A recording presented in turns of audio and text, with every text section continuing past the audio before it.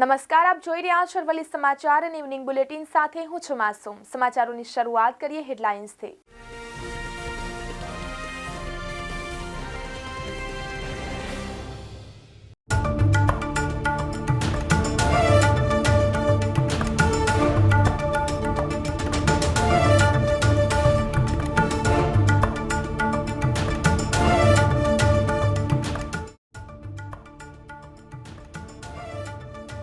ખેડૂતોની આશા ફળી, કપાસના પૂરતા ભાવ મળવાનું શરૂ થતા વલભીપુર પંથકના ખેડૂતોમાં ખુશીની લહેર।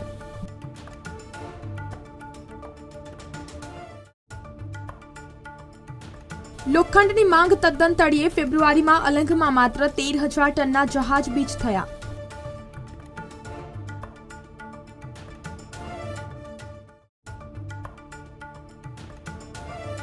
પૂરક પરીક્ષામાં ફેરફાર, સાયન્સના વિદ્યાર્થીઓ બધા વિષયમાં પાસ છતાં પુનઃ પરીક્ષા આપી શકશે।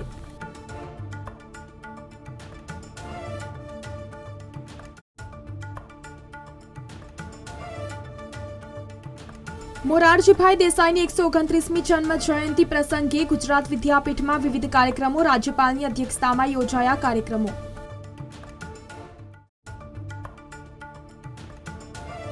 માર્ગદર્શન અપાશે, ધોરણ 10 અને 12 બોર્ડની પરીક્ષામાં માર્ગદર્શન માટે નંબર જાહેર કરાયા।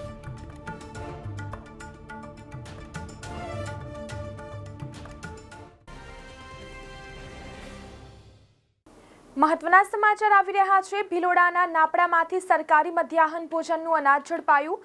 નાપડા પ્રાથમિક શાળામાં દૂધ સંજીવનીનું દૂધ લઈ આવતા ટેમ્પામાંથી ઝડપાયું અનાજ, તો દૂધ લઈ આવનાર ટેમ્પો ચાલક દ્વારા શાળાના મધ્યાહન ભોજન ઓરડામાંથી ઉઠાવ્યું અનાજ, તો સરકારી અનાજના 2 કટ્ટા દૂધવાનમાં મૂકી લઈ જતા ગામ લોકોએ ઝડપ્યા, તો શાળાના આચાર્યને બોલાવી કાયદેસરની કાર્યવાહી કરવાની તજવીજ હાથ ધરાઈ।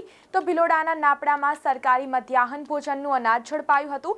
નાપડા પ્રાથમિક શાળામાં દૂધ સંજીવનીનું દૂધ લઈ આવતા ટેમ્પામાંથી ઝડપાયું અનાજ, દૂધ લઈ આવનાર ટેમ્પો ચાલક દ્વારા શાળાના મધ્યાહન ભોજન ઓરડામાંથી ઉઠાવ્યું અનાજ, તો સરકારી અનાજના 2 કટ્ટા દૂધવાનમાં મૂકી લઈ જતા ગામ લોકોએ ઝડપ્યા, શાળાના આચાર્યને બોલાવી કાયદેસરની કાર્યવાહીની તજવીજ હાથ ધરી। આજ સવારે એસએમસી અધ્યક્ષશ્રીનો ફોન આવેલ કે આપણી શાળાનું અનાજ મધ્યાહન ભોજન સંચાલક શ્રી વાહનમાં લઈને જઈ રહ્યા છે, જે તેઓ શ્રી અટકાવે અને મને જાણ કરતાં હું તાત્કાલિક શાળાએ પહોંચેલ।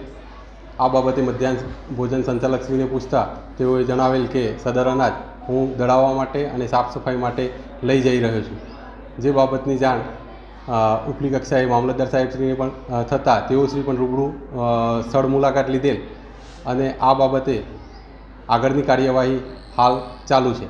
આજરોજ ભિલોડા તાલુકાના નાપડા ખાલસા ગામની વણઝારા વિસ્તારની શાળા છે, ત્યાંથી એમડીએમનો જથ્થો સગે વગે કરવાની બાબતે ન્યૂઝમાં સમાચાર મળતા હું તાત્કાલિક અહીંયા સ્થળે આવ્યો હતો અને તપાસ હાથ ધરી છે। માહિતી ગામ લોકો, શિક્ષક તથા સંચાલક પાસેથી મેળવતા જાણવા મળેલ છે કે સવારે અહીંના જે સંચાલક છે એ દૂધ સંજીવની યોજનાની જે વાહન આવ્યું હતું એમાં 3 કટ્ટા અનાજનો જથ્થો પોતાના ઘરે લઈ જવા અને ત્યાંથી સાફ સફાઈ કરી દળાવવા માટે લઈ જતા હતા, પરંતુ આ બાબતે ગામ લોકો દ્વારા જથ્થો ક્યાં લઈ જવામાં આવે છે તે માહિતીના અભાવે તેઓ દ્વારા જાણ કરવામાં આવે અને માહિતી મને મળતા હું તાત્કાલિક સ્થળે આવ્યો છું। શિક્ષક સાથે વાતચીત કરી છે, ગામ લોકો સાથે વાતચીત કરી છે અને ખરેખર જથ્થો સાફ સફાઈ માટે લઈ જતા હોવાનું જાણવા મળેલ છે, પરંતુ લીગલ જોગવાઈ મુજબ જથ્થો બહાર લઈ જવા માટે અગાઉથી પરમિશન લેવાની રહેતી હોય છે, જે તેઓ દ્વારા લેવામાં આવેલ નથી અને બહારથી જથ્થો મળેલો હોય તેમની સામે કાયદેસરની કાર્યવાહી કરવામાં આવનાર છે। લોકસભાની ચૂંટણીના પગલે બોર્ડનું પરિણામ વહેલું જાહેર કરવામાં આવનાર છે, જેના પગલે સીસીટીવીના વિડીયો ફૂટેજની ચકાસણી પણ વહેલી શરૂ કરી દેવામાં આવનાર છે। બોર્ડ પરીક્ષા શરૂ થવાના બીજા જ દિવસથી જ સીસીટીવી ચકાસણીની કામગીરી શરૂ કરી દેવાશે। વહેલી કામગીરી પૂરી કરવાની હોવાથી વધારાનો સ્ટાફ પણ મૂકવામાં આવશે। બોર્ડ પરીક્ષા પૂરી થાય તેની સાથે જ સીસીટીવીની ચકાસણી પણ પૂર્ણ કરી દેવાય તે પ્રકારનું આયોજન કરવામાં આવ્યું છે। મહેસાણા જિલ્લામાં આગામી તારીખ 11 માર્ચથી ધોરણ 10 અને 12ની બોર્ડની પરીક્ષા શરૂ થઈ રહી છે। આ પરીક્ષામાં વિદ્યાર્થીઓ ભયમુક્ત રીતે પરીક્ષા આપી શકે અને તેમને મૂંઝવતા પરીક્ષાલક્ષી પ્રશ્નોનું માર્ગદર્શન મળી રહે તે માટે જિલ્લા શિક્ષણ અધિકારી BN પટેલ દ્વારા તાલુકા દીઠ 2 સભ્યોની કાઉન્સેલર તરીકે નિમણૂક કરાઈ છે। ગાંધી વિચારક અને દેશના પૂર્વ વડાપ્રધાન તથા ગુજરાત વિદ્યાપીઠના પૂર્વ કુલપતિ મોરારજીભાઈ દેસાઈની 129મી જન્મ જયંતિ પ્રસંગે ગુજરાત વિદ્યાપીઠમાં વિવિધ કાર્યક્રમો રાજ્યપાલની અધ્યક્ષતામાં યોજાયા હતા। રાજ્યપાલ આચાર્ય દેવવ્રતે વિદ્યાપીઠ સંકુલમાં આવેલા મોરારજીભાઈ દેસાઈ પ્રાર્થના ધામ પર પુષ્પાંજલિ અર્પણ કરી હતી અને ત્યારબાદ ગુજરાત વિદ્યાપીઠના સભાગૃહનું નામકરણ મોરારજી દેસાઈ મંડપમ રાજ્યપાલના હસ્તે કરવામાં આવ્યું હતું। શિક્ષણ બોર્ડ દ્વારા ચાલુ શૈક્ષણિક વર્ષથી પૂરક પરીક્ષાના નિયમોમાં ફેરફાર કરવામાં આવ્યો છે। તેમાં સાયન્સના વિદ્યાર્થીઓ બધા જ વિષયમાં નાપાસ કે પાસ હોવા છતાં પુનઃ પરીક્ષા આપી શકશે, જ્યારે ધોરણ 12 સામાન્ય પ્રવાહના વિદ્યાર્થીઓ 2 વિષયમાં નાપાસ હોય તો તે પૂરક પરીક્ષા આપી શકશે, જ્યારે ધોરણ 10ના વિદ્યાર્થીઓ 3 વિષયમાં નાપાસ હોય તે પૂરક પરીક્ષા આપી શકશે। જોકે આ નિયમ માર્ચમાં પરીક્ષા આપનાર વિદ્યાર્થીઓના માટે લાગુ પડશે। કપાસ ખરીદીના ભાવમાં એક સાથે 100 થી 150 રૂપિયા સુધીનો વધારો થતા વલભીપુર પંથકના ખેડૂતોમાં આનંદ છવાયો છે। ચાલુ વર્ષ દરમિયાન કપાસનો પાક ખેડૂતોના ઘરમાં આવતાની સાથે ભાવ રૂપિયા 1300 થી 1400ની આસપાસ રહેતા ખેડૂતો મૂંઝવણમાં મુકાયા હતા અને કપાસ આ કિંમતે વેચવો કે સંગ્રહ કરવો તેની સમજણ પડતી નહોતી। સમાચારોમાં વાત કરીએ તો આંતરરાષ્ટ્રીય પરિબળોની લપેટમાં આવી ચૂકેલા અલંગના શિપ બ્રેકિંગ વ્યવસાયમાં ફેબ્રુઆરીમાં માત્ર 8 જહાજ લાંગરી શકાયા છે અને સારા સમય દરમિયાન દૈનિક 15,000 ટન માલની અલંગમાંથી ડિલિવરી થતી હતી। તેના બદલે આખા મહિના દરમિયાન ફક્ત 13,000 ટનના જહાજ આવી શક્યા છે। પડોશી અને અલંગના હરીફ ગણાતા બાંગ્લાદેશ અને પાકિસ્તાનની ઘરેલું પરિસ્થિતિ બદલાતા જહાજના આગમન શરૂ થઈ ચૂક્યા છે। બીજી તરફ વાત કરીએ તો અમદાવાદ મ્યુનિસિપલ કોર્પોરેશન દ્વારા સૌ પ્રથમવાર ફૂડ ફેસ્ટિવલનું આયોજન સાબરમતી રિવરફ્રન્ટ ઇવેન્ટ સેન્ટર ખાતે કરવામાં આવશે। ફૂડ ફેસ્ટિવલમાં દેશ વિદેશના રાજવી પરિવારોના ભોજન અને જગન્નાથપુરી તેમજ મથુરા વૃંદાવનમાં ભગવાનને જે ભોગ ધરાવવામાં આવે છે તે ભોજનનો સ્વાદ અમદાવાદીઓ માણી શકશે। ફૂડ ફેસ્ટિવલમાં ગુજરાતી સહિત અન્ય રાજ્યોના ફૂડ તેમજ વિદેશી ફૂડની પણ મજા લોકો માણી શકશે। બીજી તરફ વાત કરીએ તો રાજ્ય સરકાર દ્વારા તાજેતરમાં પેઢીનામું બનાવવાની સત્તા તલાટીને સોંપવાનો નિર્ણય લેવામાં આવ્યો છે। સરકારે આ અંગે કરેલા પરિપત્રને રદ કરવા હાઈકોર્ટના દ્વાર ખટખટાવ્યા છે। તલાટીને પેઢીનામાની સત્તા આપવામાં આવે તો નાગરિકોની મુશ્કેલી અને ભ્રષ્ટાચાર બંને વધી શકે તેવી શંકા અરજીમાં વ્યક્ત કરવામાં આવી છે।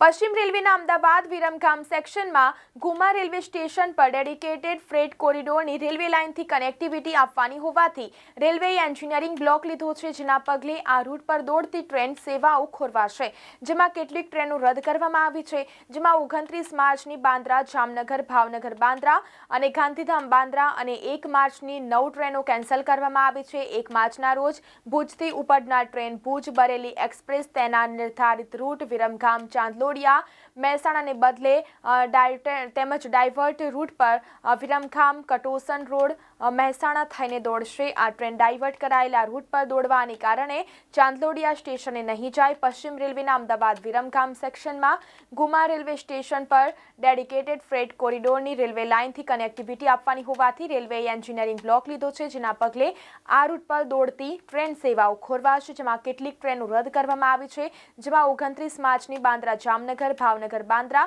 અને ગાંધીધામ બાંદ્રા અને 1 માર્ચની 9 ટ્રેનો કેન્સલ કરવામાં આવી છે।